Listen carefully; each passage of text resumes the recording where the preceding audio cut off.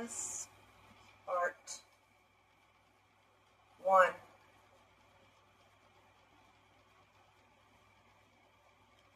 Two, one.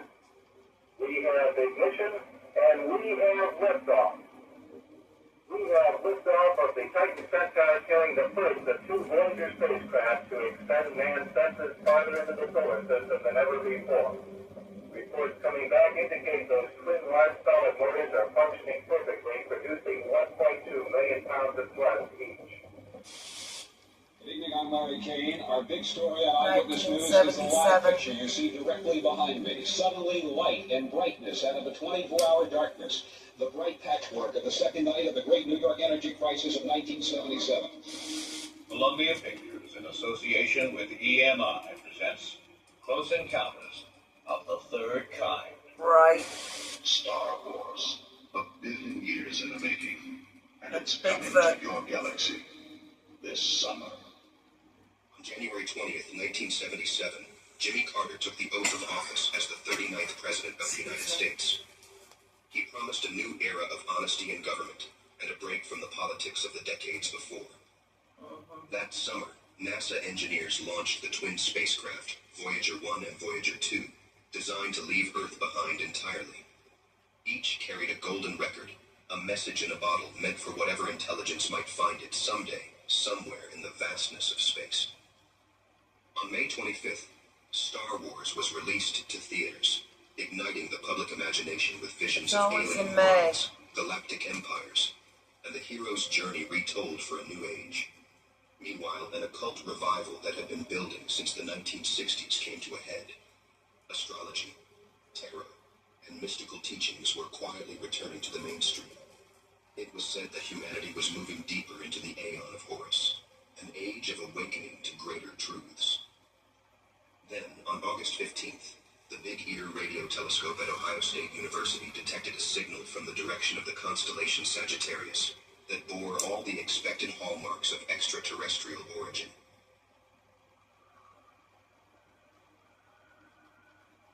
It lasted 72 seconds, narrow, focused, much stronger than the usual background noise, and then it was gone. Astronomer Jerry Amon, reviewing the data, circled the spike on the computer readout and scrawled a single word in the margin. Wow, the signal has never been explained and was never heard again. First, excuse the microwave. The second, story changed Some completely. messages come only once, and then, So it was years real deal. later, something comes again. We can speculate. Objects from beyond our solar system. The first was Oumuamua For in fun. 2017, a long, massive object from another star. It accelerated like a rocket as it left. The second Tic-tac. came in 2019, Two-Eyed Borisov, an David interstellar Grush object confirmed. with chemical fingerprints unlike anything. David Grush confirmed that the Tic Tac is not ours. So there you have it. They're flying around our solar system right now. Born in our system. And now, a third has been spotted. Anunnaki. Three-Eye Atlas. Currently flying between the orbits of Mars and Jupiter. 3 of them in just a few short years, each stranger than the last. And the third is coming now. What will happen when it arrives? Join us as we investigate these and other questions. This is the Anunnaki connection. I knew it. Okay, well, let's check it out. Part 1.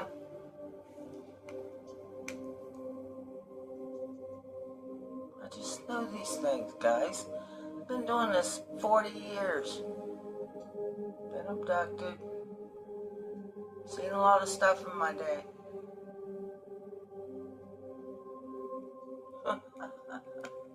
For real.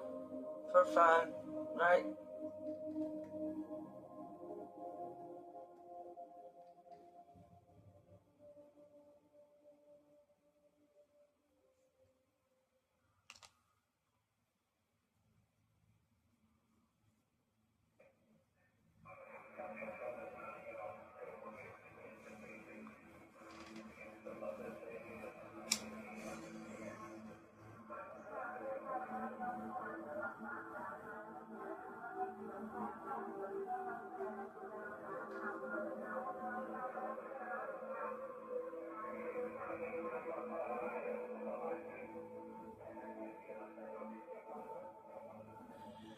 love that.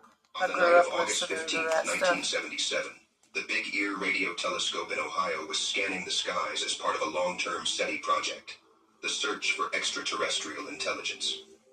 At 22:16 Eastern Time, on a narrow channel centered around 1420 megahertz, the frequency of neutral hydrogen, considered by SETI researchers to be the most likely beacon for an intelligent signal. The telescope recorded a burst unlike anything it had seen before. It lasted exactly 72 seconds. The length of time Big Ear could observe any one patch of sky before Earth's rotation carried it out of range. The signal's strength rose steadily for about 36 seconds, peaked sharply, then fell away symmetrically. This was exactly what you'd expect if the source were fixed in the sky, and the telescope was moving past it. When volunteer astronomer Jerry Amon reviewed the printout days later, he almost fell out of his chair. He saw the numbers and letters representing the signal's intensity, 6EQUJ5.